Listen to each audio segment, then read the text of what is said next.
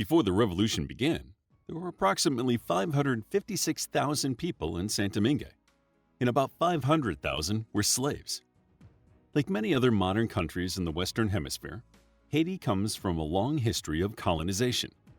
It was initially called Saint-Domingue and spent years as a colony before a slave uprising began in 1791. Slavery on the island was tyrannical. Slave owners denied freedom to the people and believed they could abuse and even kill their slaves. The rebellion turned into a complete revolution, even though Western powers tried to quell it, and foreign powers were finally forced to surrender to Haitian independence in 1804, even if they refused to acknowledge that independence for years afterward. This was the first and only time that a slave rebellion led to a new country, and it started to change how many people viewed slaves, helping eradicate slavery in the West over the next 100 years. The Haitian Revolution has shaped modern history, and although the island has been working through political instability since, the people's resilience, displayed internationally in the Haitian Revolution, is still thriving today. How did the revolution begin?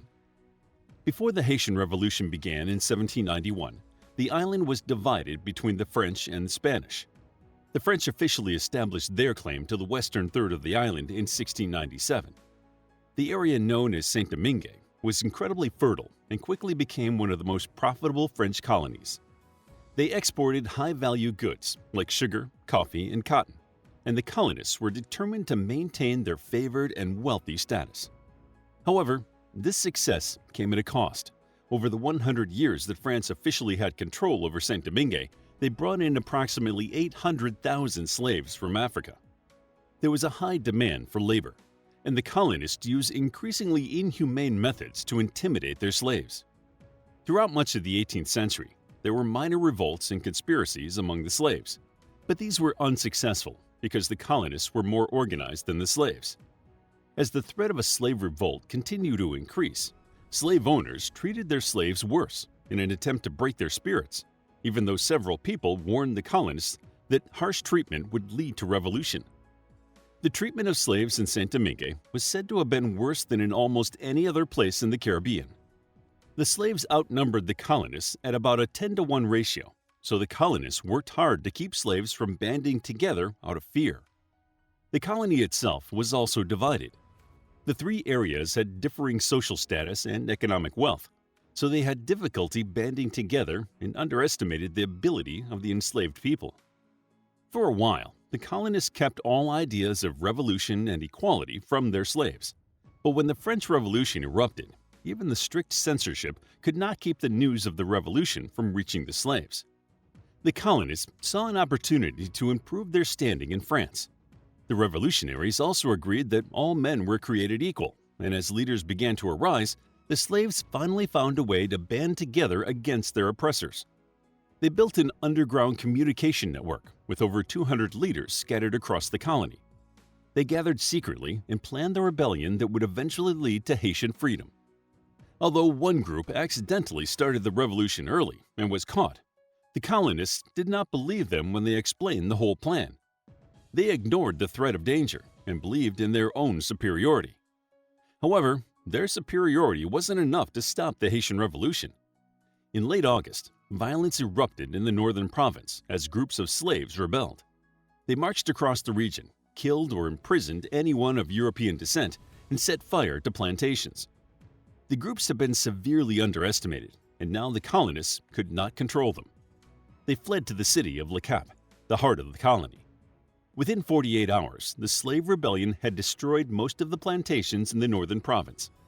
They then began marching on Le Cap. Although the first attempt to take the city did not work, the revolutionaries began a siege that left the city calling for help from surrounding islands and the United States. The very people that the colonists had oppressed suddenly had the upper hand. The revolution had begun, and the former slaves were much more prepared than anyone had expected. Why was the revolution successful? Most slave rebellions throughout history weren't successful. The people were usually ill-equipped or lacked strong, sustainable leadership to carry them past an initial outburst. The Haitian Revolution was very different. These people had taken time to plan out the rebellion and pick strong leaders, so although not all the slaves had good weapons, They were well organized and had the benefit of surprise. The rebellion spread to the rest of Saint-Domingue, although it wasn't as bloody in other parts of the colony. Plantation owners were left without anyone to work the fields, and the French army was struggling to bring the rebellion under control because they were not accustomed to guerrilla warfare. By mid-September, the slaves controlled enough of the colony that they could make demands like freedom from slavery. Many plantation owners did not want to concede because they didn't want to reward them for crippling the economy. They didn't think of the slaves as people, so the slaves shouldn't know that they should be trying to make life better for others. The Colonial Assembly tried to broker peace in late September by granting citizenship to free men and mulattoes, who were people of mixed ancestry. The French National Assembly revoked the limited rights to these groups 3 days later, spurring the revolution to new levels. Before, the people had believed they were fighting for France, but when the French National Assembly revoked those rights, the revolution transitioned to fighting for independence. The revolutionaries changed tactics, now determined to push the remaining Frenchmen from the colony and claim it as their own. The fighting was brutal on both sides. The revolutionaries regularly raided the remaining plantations and cities, and the colonists brutally murdered any rebellious slave they captured, including women and children. As the revolution continued, other European powers began to involve themselves, seeking to take advantage of France's weakness. Both Britain and Spain joined the fight, making alliances as the situation evolved. France found itself fighting a war in Saint-Domingue, and in France as the French Revolution launched into the Reign of Terror. The French government was in too much disarray to focus on crushing a slave revolt, and the revolutionaries began making more open alliances with France's enemies to get the supplies they needed. The French government was desperate to bring the Haitian Revolution to a close, so in 1793 they began offering freedom to any slave who joined the French side. In August 1793, Léger-Sonthonax issued the General Emancipation Decree for all slaves in the northern province. However, this decree did not have any government backing, so many of the former slaves were still not satisfied, even though they were now considered laborers and earned wages. The French were beginning to grant the revolutionaries some rights, including limited working hours and a full day of rest each week. But they were still unsatisfied. These former slaves did not want wages. They wanted complete freedom, and that included having land of their own. One of the influential revolutionary leaders was Toussaint Louverture. In 1794, he rallied many of the different revolutionary groups together under his leadership, and he helped to begin pushing Britain out of the colony. His power continued to grow, and by March 1795, he was so powerful amongst the revolutionaries that he was able to save Governor-General Laveaux. The latter had been sent from France to establish peace and ensure the new labor laws were enforced. The mulattoes had arrested him because they were afraid he would take away their newfound power. Laveaux was so grateful that he promoted Louverture to lieutenant governor. However, Louverture was not satisfied with only being the lieutenant governor. He had big plans and prioritized his fellow revolutionaries, not the European countries, which would return his people to slavery if given a chance. The French had become increasingly wary of him and worked to remove him from power. By 1801, they had successfully ended their wars with Britain, Spain, and themselves, and had more troops to direct towards ending the Haitian Revolution. The French promised to restore prosperity, and as more of Louverture's forces joined the French and Louverture was arrested, it seemed like the rebellion was finally closing. The French might have been victorious if the revolutionaries had not realized their plan to reinstate slavery like they had in other colonies. The revolution erupted again. Revolutionaries mobilized and restarted their guerrilla warfare, and the French returned to their new race war, killing any former slave suspected of plotting against them. Dessalines was one of the strong leaders who emerged in 1802. He began consolidating power, arguing that the revolutionaries should return the violence from the French.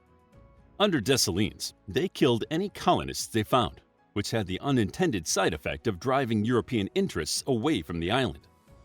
Fighting continued until 1803, when Napoleon finally lost interest in this unprofitable war. The French surrendered and left the island, leaving the revolutionaries to figure out how to build their own free country. Under Dessalines' bloodthirsty rule, the island remained isolated for years, unable to interact freely with the outside world. So although they were now free, their hardships were far from over. Dessalines completely cleared the island of colonists by murdering anyone of European descendants who remained. The new constitution promised an end to slavery, although the new military oppression was not much better. The Haitians had won their war, but now had a long way to go to create the free civilization they had fought so hard to win. How did the Haitian Revolution influence slavery in the West? The Haitian Revolution did not lead to the immediate emancipation of slaves in the West. For several years, most Western countries refused to acknowledge Haiti as an independent country. They were shocked that a slave rebellion had actually succeeded, and were fearful that recognizing former slaves as free men might lead to an end of slavery in their own countries. The implications of freed slaves seemed too much for the Western world to consider seriously, and they believed the revolution to be a warning of what would happen to their countries if they did not correctly control their slave populations. Even though the Haitian Revolution did not end slavery in the West, it did help to start the process of ending slavery. Slavery is a systemic issue that comes from objectifying and dehumanizing others. The revolutionaries proved that slaves were capable of the same analytical planning and tactics as any colonist. The French could not squash the rebellion, so they eventually had to concede to negotiate with them as if the revolutionaries were also people. Even though the French Revolution proclaimed freedom and equality for all, they were forced to confront what that really meant on the battlefields in Saint-Domingue, where they had to acknowledge that people should not live in slavery, even if slavery helped increase the profit margin. The Haitian Revolution shook the Western world, but Haiti today is still not stable. Because other Western countries refused to recognize the country for years, the people were left without access to many supplies they needed to rebuild. Military leaders and invaders ran the land after the island declared independence. The first democratic election was not held until 1990. Despite their years of instability, the Haitian people still have the same determined spirit that helped them win the only successful slave rebellion. They are continuing to grow and rebuild, so only time will tell how Haiti will continue to influence world history for the better. How would you like to get a deeper understanding of history, impress your friends, and predict the future more accurately based on past events? If this sounds like something you might be into, then check out the brand new Captivating History Book Club by clicking the first link in the description. To learn more about the Haitian Revolution, check out our book, Haitian Revolution, A Captivating Guide to the Abolition of Slavery. It's available as an ebook, paperback, and audiobook. If you enjoyed the video, please hit the like button and subscribe for more videos like this.